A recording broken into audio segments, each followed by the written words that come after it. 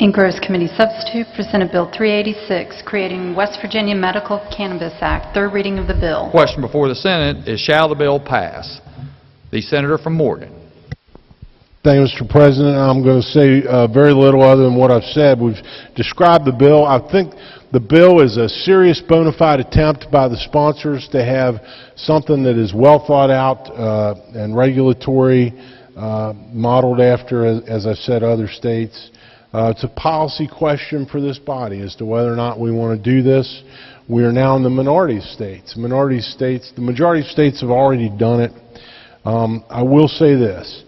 I'm late to this discussion, late to the position I have now, but to me it's sort of embodied in what you look at when you look at the list on page 7 of the conditions or illnesses for which it could be legally used. It's somewhat narrow, but let me just read a couple of them. Chronic debilitating diseases or medical conditions that result in a patient being admitted to a hospice or receiving palliative care. Chronic or debilitating diseases or medical conditions where the treatment of chronic or debilitating diseases or medical conditions that produce cachexia, anorexia, wasting syndrome, severe chronic pain that does not find effective relief through standard pain medication, severe nausea, seizures, severe persistent muscle spasms, refractory generalized anxiety disorder, and of course PTSD we talked about. And so, I'm not smart enough to be a doctor. If I were, I'd be a doctor. But increasingly, I think people have come to the realization that for some of these terrible conditions, this can be a useful therapy or treatment. And where I am is, who am I to say no? Who am I to say no for people who can achieve relief or peace with those conditions? So I'm prepared to vote for this bill, Mr. President. Urge its passage. Further discussion. Further discussion. The Senator from Logan. Thank you, Mr. President. Well, as everyone knows here, for the past month and a half, I've spoke quite a bit in reference to medicinal marijuana.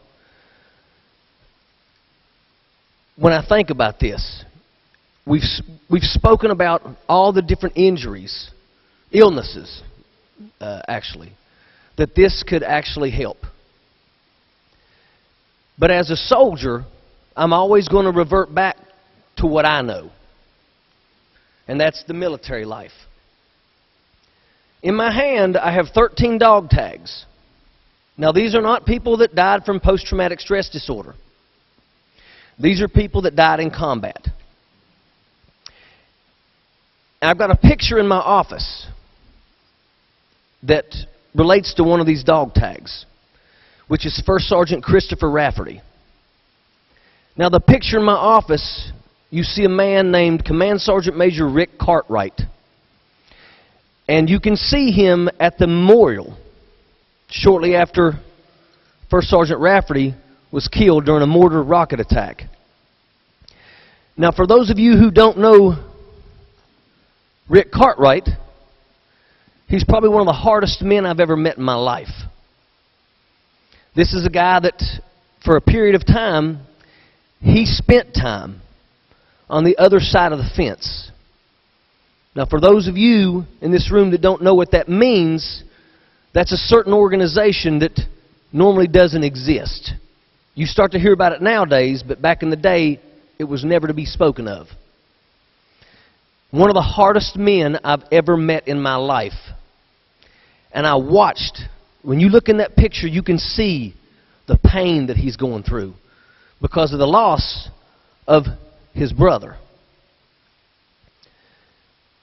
In West Virginia, we have the 1092nd Engineers, National Guard unit. But what people fail to realize is that if it was not for the National Guard and the reserves, people like myself would have never got to come home. every time I found myself landing in Iraq or getting ready to leave Iraq or Afghanistan, it seems like the 1092nd was always on their way out or on their way in. These are National Guard guys.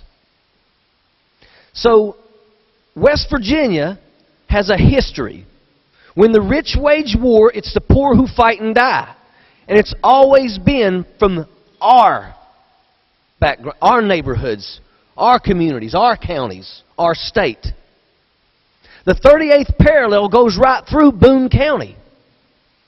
And during the Korean War, they specifically targeted our people because the terrain in Korea and the temperatures are very similar to what we have here.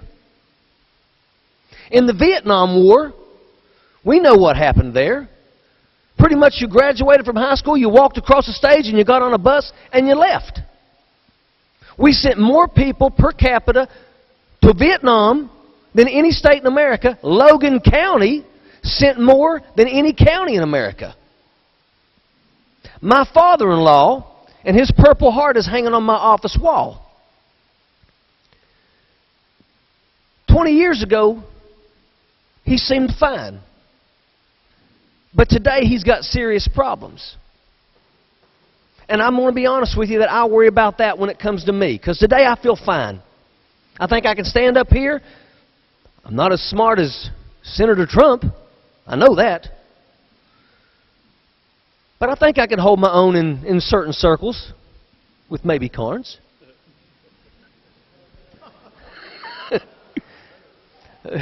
Senator Carnes. But, you know, I worry because there is things that go on.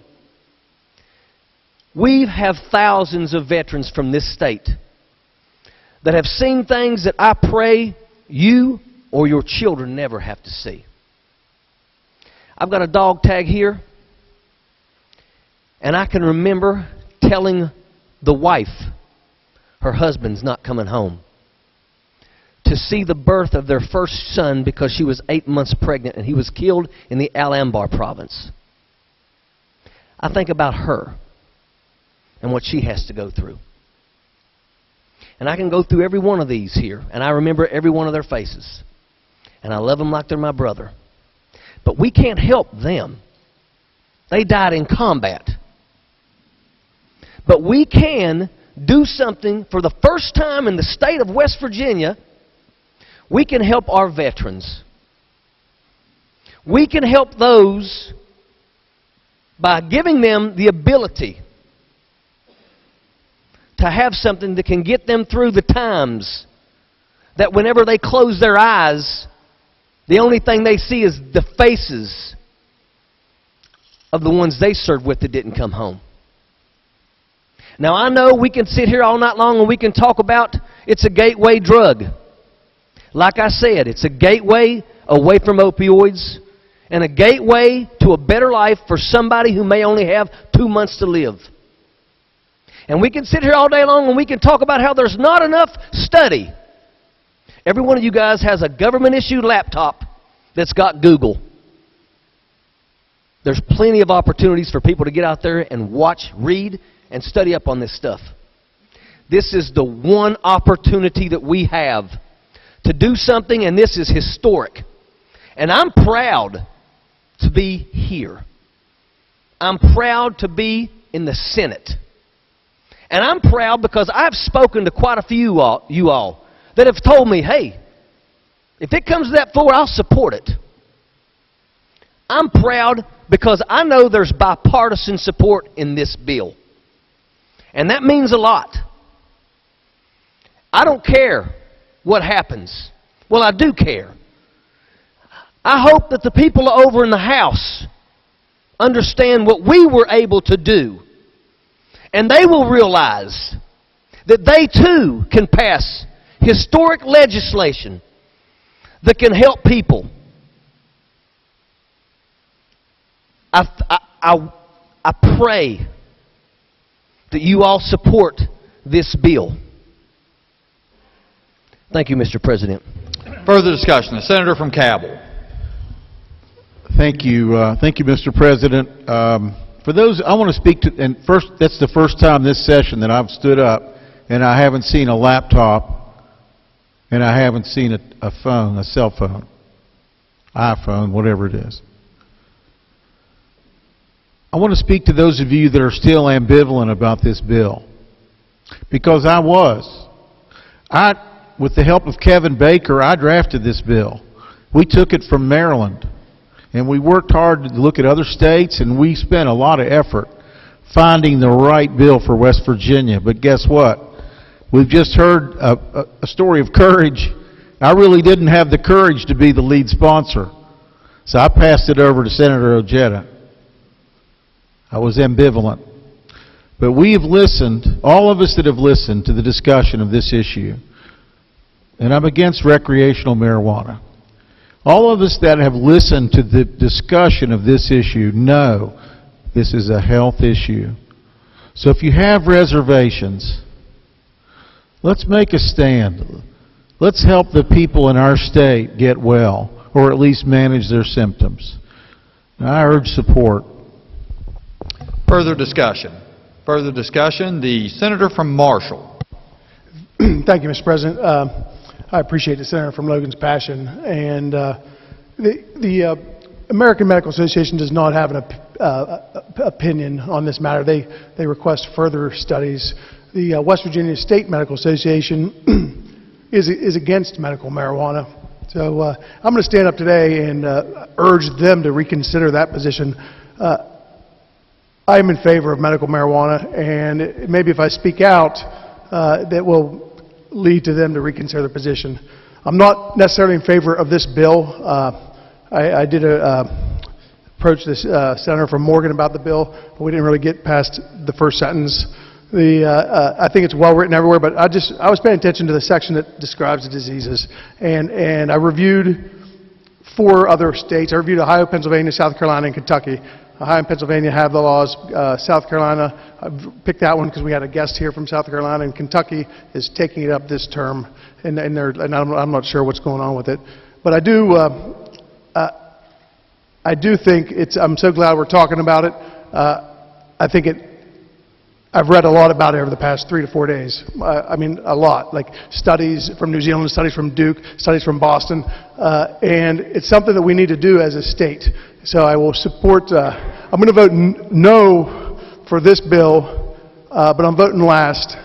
And if the senator from Logan has 17 and needs one more, I'll be the 18th. But other than that, I'm voting no.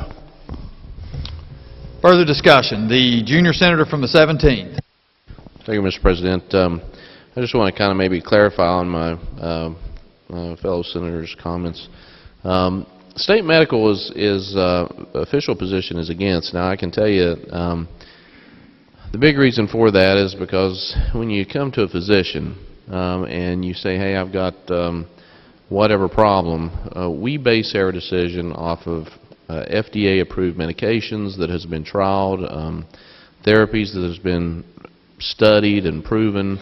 You just don't have those. A lot of anecdotal evidence, but you don't have studied, well-written data to back up what we're doing. So to come to me and ask me to make an opinion on something or do a formal diagnosis, that's their big hesitation. Now, I'll tell you, there's a lot of evidence that I think the American Medical Association will come forth with recommendations when there comes to oral. Of course, when you're smoking marijuana, there is concerns for damages to the lungs, just like COPD. There's few carcinogens. It's probably not the healthiest thing. Back in the 90s, everything was going to be inhalational into the lungs. Diabetes medicine, high blood pressure medicines. Well, it didn't take long to start figuring out that when you inhale things in the lungs, it damages the lungs, and so those things kind of go to the wayside. But I can't vote being a lung doctor. I certainly can't support the bill. However, I can speak in favor of what my patients have told me, and we treat a lot of lung cancer, and I've had multiple patients that have come and said, you know, they weren't doing the greatest, they're on chemotherapy, they were losing weight, and then when a follow-up visit, they start looking better, and they're very apologetic. They said, you know, I'm sorry, because I noticed they're not asking for refills on some of their pain medicines, their antiemetics, and and they'll say, I started smoking marijuana. And I said, don't ever apologize for that. If it's helping you, you know, go for it.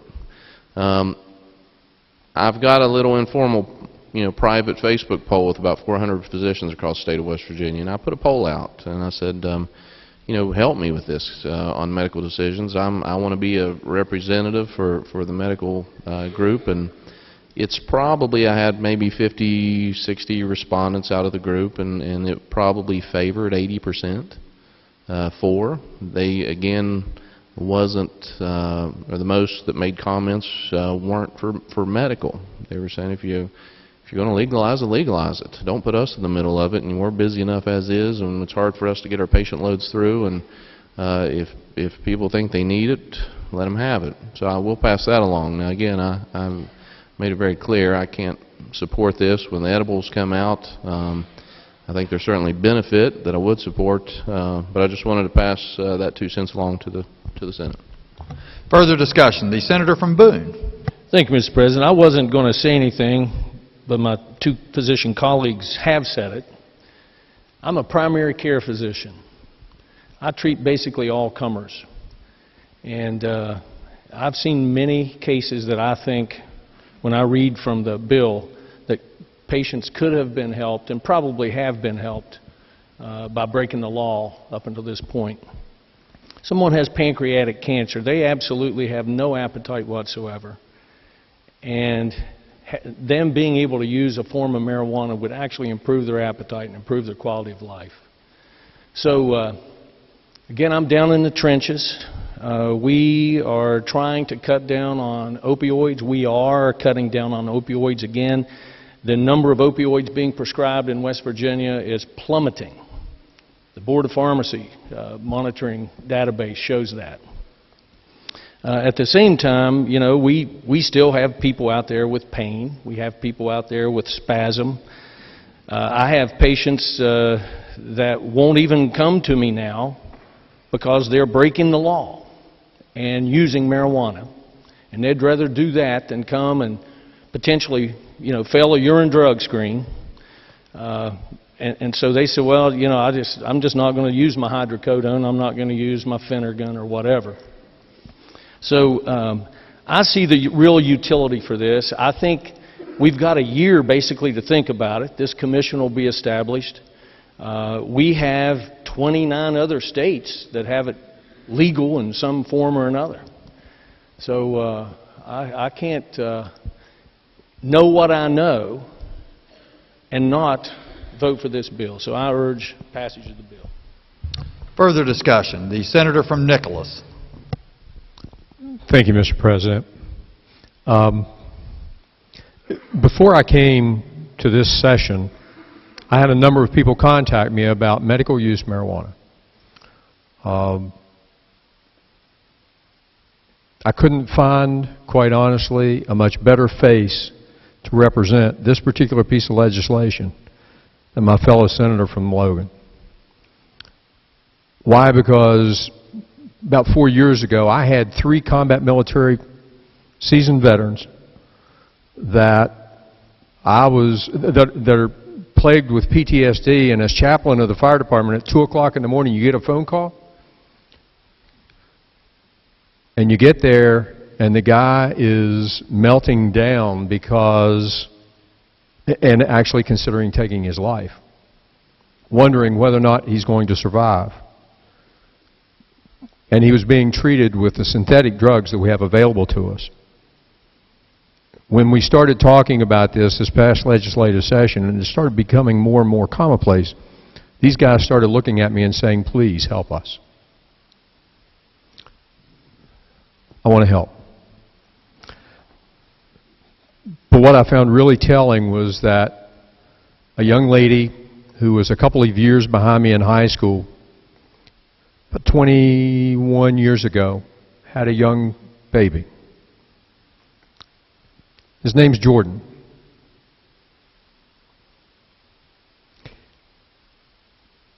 His chances of survival at the time that he was born was he wouldn't make his first birthday. We just celebrated his 21st birthday. He's in a wheelchair. He responds emotionally but he has seizures nearly continuously through the course of a day and has other situations other than a smile. For the most part, there's not much else that we can do for him except make him comfortable and enjoy when he smiles, when he communicates to you. But she said, help us. He's on, you probably couldn't put him on desktop, the number of drugs that this poor little boy is on. He's not a little boy anymore. I've watched him grow up. The doctors have told them to actually close their business and leave West Virginia to take care of him by getting him to a state where he could take and utilize medical marijuana to help control seizure disorders. When I hear stories like that, the opportunity of being a sponsor of this particular piece of legislation, but more importantly, being able to say, yes, I believe that if we take that which God created and utilize it for the useful benefit of mankind, that's what we're charged to do. So, Mr. President, I urge adoption of this critical piece of legislation that will move West Virginia into the future. Further discussion? Not. The question before the Senate is, shall the bill pass? All those in favor will vote yea. Those opposed will vote nay. Clerk will prepare the machine.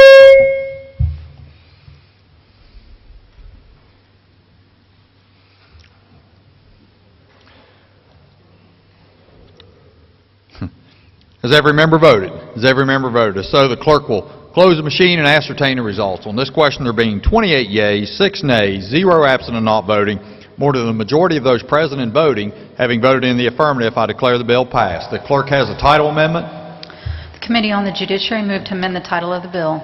Question before the Senate is adoption of the title amendment. All those in favor will say aye.